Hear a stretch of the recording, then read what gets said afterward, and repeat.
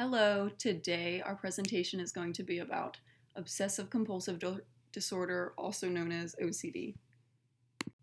Many of you know this iconic actor. This is Leonardo DiCaprio, but some of you may not know that he is actually diagnosed with mild to moderate OCD. DiCaprio claims that he handles his OCD fairly well. Some of his obsessive tendencies include walking through doorways multiple times and, oddly enough, stepping on every chewing gum stains he sees. Several well-known celebrities struggle with OCD in their day-to-day lives. Some other examples of celebrities are Donald Trump and David Beckham. This goes to show how OCD does not have a filter in who it affects. OCD is described as a disorder characterized by unwanted repetitive thoughts, which are obsessions, actions, which are compulsions, or both. These thoughts and actions induce feelings of anxiety and distress in the majority of people diagnosed with OCD. Okay, so the criteria in the DSM is pretty extensive, but I just decided to break it down a little bit. So it breaks it into two sections: obsessions and what they're defined as, and compulsions and what they're defined as. So I'm going to start off with obsessions. So the keywords here are recurrent and persistent, and then intrusive and unwanted. So essentially, these are thoughts that keep coming back and thoughts that, they're never good. And then for the second definition, it's the individual attempts to ignore or suppress such thoughts. So it's something that the individual does not want to be happening. It's not a thought that they're in control of. Okay, and then compulsions are described as repetitive behaviors that the individual feels driven to perform. So it's something that they can't control. They feel a need to perform the behavior in response to an obsession. And then the second bullet for the definition of compulsions talks about how the compulsions are aimed at preventing anxiety that is brought on by the obsessions. And another keyword is are clearly excessive. So it's thoughts that, all of us think, a few times like, oh, did I lock the door? But it's something that you can't get rid of, and that's clearly more than something that a normal person would have. And then another keyword here is time consuming. So they'll take up more than an hour per day or a significant amount of that person's time to be defined as OCD. And then distress or impairment, like I talked about earlier, they have to be something that causes the individual problems and that makes their day-to-day life more difficult. And then, of course, it's something that cannot be attributed to another substance or something. So it wouldn't be, a high from a drug or something that, when people are diagnosed with OCD, they make sure that that's where their thoughts are coming from and not from something else that the individual is doing. And then, again, the disturbance is not better explained by symptoms of another mental disorder. So the compulsions and the obsessions are not caused by something like Tourette's or something like that. It has to be OCD, which is its own disorder. I'll just cut this end part out. OCD generally consists of two major symptoms, and an individual suffering from OCD usually experiences symptoms of obsessions and compulsive rituals, which we already kind of went over. And the obsessions, once again, are persistent, they're intrusive in day-to-day life, and the compulsive rituals, they're usually performed in order to reduce the anxiety of an obsession, but it just ends up really causing more anxiety. And an example of this would be an individual who is obsessed with germs and contamination may have a ritual of repeatedly washing their hands or bathing. And basically, they have trouble controlling themselves even when they recognize the excessiveness of the thoughts and actions. Another example would be an individual who's extremely paranoid of their home and belongings burning down would likely develop a ritual of repeating checking stoves, appliances, things like that. And many of these tendencies are common amongst people who do not have OCD, but that doesn't necessarily mean that everyone who does do those things has OCD. That's where kind of the misconception comes in, that even if you have these little quirks, that doesn't necessarily mean you have obsessive compulsive disorder. So yeah. There is no known cause of OCD, but there are several factors that have shown influence on OCD. Research among some experts indicates that there may be a chemical imbalance within the brain, and the imbalance basically causes communication issues between the frontal lobe and deeper parts of the brain. And those deeper parts of the brain are associated and partially responsible for repetitive behavior. And research has also shown that the orbital cortex, which is located on the underside of the frontal lobe, is overactive in OCD patients. The overactivity may be a part of the reason why OCD patients tend to perform compulsive rituals. And now I'm going to show you some images that we've found that kind of give a visual for the overactivity. So the image on the right shows brain scans of two different brains. So first, let's look at the image in the top right corner. You can see the controlled brain shows more neutral activity, likely normal functioning brain. And the OCD brain clearly shows an increased amount of activity, especially within the front and back areas of the brain. Now, looking at the image below it, it also depicts difference in neural activity between a normal controlled brain and an obsessive compulsive brain. And another factor attributed to the cause of OCD is genetics.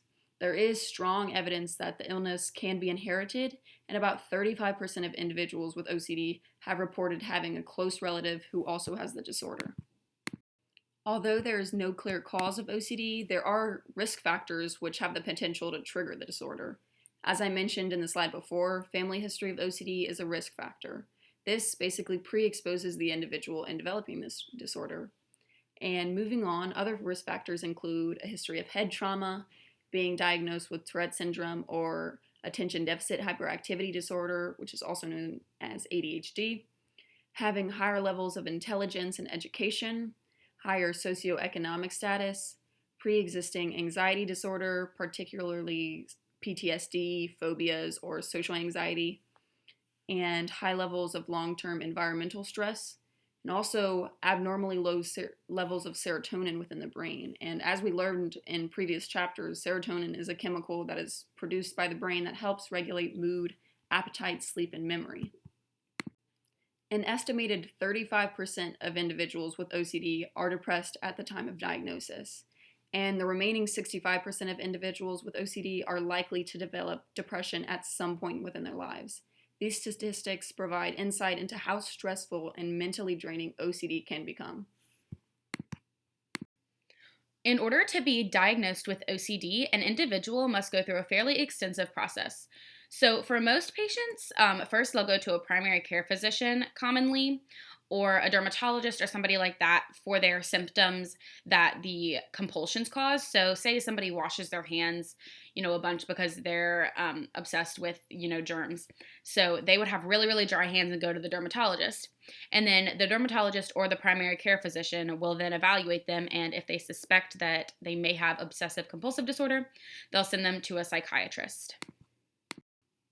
So once that individual goes to the psychiatrist, they'll be evaluated, and the Yale-Brown Obsessive Compulsive Scale is usually used, which is called the Y box. So this diagnosis is based on a combination of the patient's symptoms, history, and their answers to a diagnostic questionnaire, which is the Y box. So the Y box has 10 items, 5 for obsessions and 5 for compulsions. The questions evaluate the time consumed by the symptoms, the extent to which they interfere with functioning, how much they distress the patient, and what the patient has done to try to control the symptoms. They are evaluated for memory, disturbances of mood and emotions, the presence of hallucinations or delusions, the risk of suicide or homicide, and judgment, whether the person has insight into their symptoms. So they should also be evaluated for the presence of Tourette syndrome or other tic disorders, as these diagnoses may interfere with the treatment decisions. So like I said earlier, sometimes, and Lexi said, sometimes commonly associated disorders are Tourette's and ADHD. So of course it's important to make sure that it's OCD and not one of those disorders. So some common forms of treatment, I'm going to begin talking about medication. So through advanced and continually advancing medical technology, there are several different resources in which an individual living with OCD can use to help control the disorder. The form of treatment an individual with OCD should use is dependent upon their comfort and situation, and that kind of applies to anything, any condition, disorder. Anyways, So, the most common medications used to treat OCD are antidepressants. Antidepressants can change the brain chemistry of individuals, which ideally would help make an individual feel happier. The risk factor of abnormally low serotonin levels are made up for in medications. And antidepressants, known as selective serotonin reuptake inhibitors, SSRIs for short, tend to be the most common. Medications such as Prozac, Luvox, Zoloft, Paxil, and Celexa are all SSRIs. Interestingly enough, the dose of medication to treat OCD usually has to be higher than when treating depression. So, the next form of treatment is basically like the classic therapy. So, psychotherapy techniques can be very helpful depending on the preference and situation, as I said. Therapy can focus on many different areas as well as specifying on one general area. The importance of staying informed about OCD is a large component in receiving help as well. Support from friends, family, and support groups and other areas of life is also very important for individuals struggling with a disorder. It is very important as well to remember that getting help is a process and results will not immediately be visible, but instead gradually become more recognizable. Now, beginning with the first form of therapy, it is known as interpersonal psychotherapy. This form of therapy focuses on a more interpersonal relationships of the patient. This therapy is aiming to find value and improvement amongst communication and treatment of others. There are techniques that are used in this theory as well, so such as identification of emotion, then they move on to expression of emotion, and then handling emotional baggage. The next one is known as cognitive behavioral therapy. This therapy is designed to help an individual recognize the excessive and unreasonableness of the stressful thoughts, and then it aims to teach them how to control the thoughts and compulsions. And the last form of therapy I will go over, we'll look at it, and it is known as exposure and response therapy. As you may have indicated from the name, this theory focuses on exposing the individual to situations that provoke obsessive thoughts.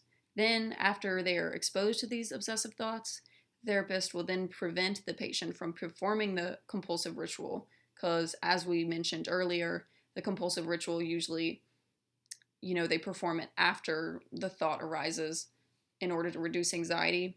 And what the therapist will do, they will tell them, they'll make them wait so they cannot perform the ritual. And this will gradually help the patient to basically eliminate their dependence on this ritual. And they'll track it within a journal, and which is something that is really good to hear from is basically 75 to 80% of patients respond well and show significant reductions in symptoms to exposure and response prevention therapy. The next form of treatment is natural remedies, and of course, some people prefer natural remedies to soothe their distress instead of other forms. Some common natural remedies include yoga, aromatherapy, Bach flower remedies, and massage therapy. So the other treatments that I'll be going over in the last treatments, so basically there are 3 different forms of these other treatments. First, habit reversal, that's essentially where the person is asked to substitute a different response for the usual compulsive ritual, and that substitute, for example, would be deep breathing or fist clenching instead of doing the ritual. The next one is thought stopping. This is a technique which involves some distraction whenever an obsessive thought arises. This distraction technique allows the person to recognize the obsessive thought and put a halt to it. For example, if an obsessive thought arises, the person is instructed to say stop, and say they have a rubber band around their wrist and they'd slap it on their wrist. And lastly, the last one is saturation. So that is essentially the outthinking of an individual's obsessive thoughts. This approach will have the patient concentrate so intensely on the intrusive thoughts that is, well, ideally, that it will lose its impact and become less meaningful. Okay, so I'm going to move on to talking about some statistics about OCD. So the first pretty shocking statistic is that OCD affects an estimated 2 to 3% of people in the United States, and that percentage is about the same in Canada, Korea, New Zealand, and parts of Europe. Okay, so it is estimated that OCD is equally common in both genders, as well as races and ethnic groups in the United States. But patient-specific obsessions are sometimes influenced by their cultural background, which was really interesting. So, for example, a patient from a Western country may have a contamination obsession that is focused on germs, whereas a patient from India may fear contamination by touching a person from a lower social caste. Worldwide, cross-cultural studies of OCD indicate that while the incidence of the disorder seems to be about the same in most countries, the symptoms are often shaped by the patient's culture of origin. Okay, so age is also an influential factor in OCD. So you can see from this graph that the older children and teenagers get, the more likely they are to get OCD. So children 5 to 7 are very unlikely, and 8 to 10 become a little more likely, 11 to 12 a little bit more likely, and then there's a big jump when children become 13 to 15, and they get much more likely to acquire OCD. So, age is also a big factor for adults, not just kids and teenagers. So, as for adults, 66% of people with OCD are diagnosed before they turn 25, and only 15% are diagnosed after they turn 35, meaning that people over 35 are not likely to get diagnosed with OCD for in the remainder of their lifetime. So, it's much more likely that people 25 and below are diagnosed, not meaning that people just when they turn 35 just lose the disorder, but it's unlikely for them to get diagnosed after that age. So another interesting statistic is that 50 to 70% of OCD cases are diagnosed after a traumatic event. So as we said earlier, PTSD is a commonly associated disorder with OCD because each of them can be onset following a traumatic event. Okay, so of those diagnosed with OCD, about 50% of patients improve with therapy and about 10% recover completely. And only 10% get worse in spite of therapy, which makes it clear that therapy can be very useful and effective as a treatment method for obsessive compulsive disorder. Okay, so we found a case study that we're going to talk a little bit about. So Alan, a 22-year-old gay man, came to a mental health clinic for treatment of anxiety. He worked full-time as a janitor and engaged in very few activities outside of work. When asked about anxiety, Alan said he was worried about contracting diseases such as HIV. Aware of a strong disinfectant smell, the mental health care provider asked Alan if he had had any special cleaning behaviors linked to his concern about getting HIV. Alan said that he avoided touching almost anything outside of his home. He said that if he even came close to things that he thought might have been in contact with the virus, he had to wash his hands many times with bleach. He often washed his hands up to 30 times a day, spending hours on this routine. When asked if he had other worries, Alan said he was bothered by sudden images of hitting someone, fears that he would say things that might be offensive or wrong, and concerns about upsetting his neighbors.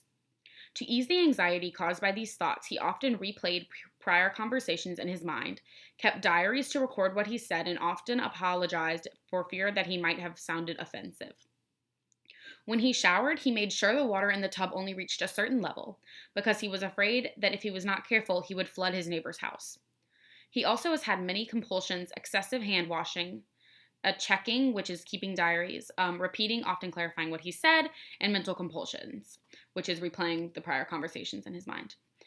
The symptoms also got in the way of Alan's normal daily tasks. Even when he was able to work, his job choice may have been swayed by his symptoms. A few other jobs would allow him to always wear gloves and use bleach.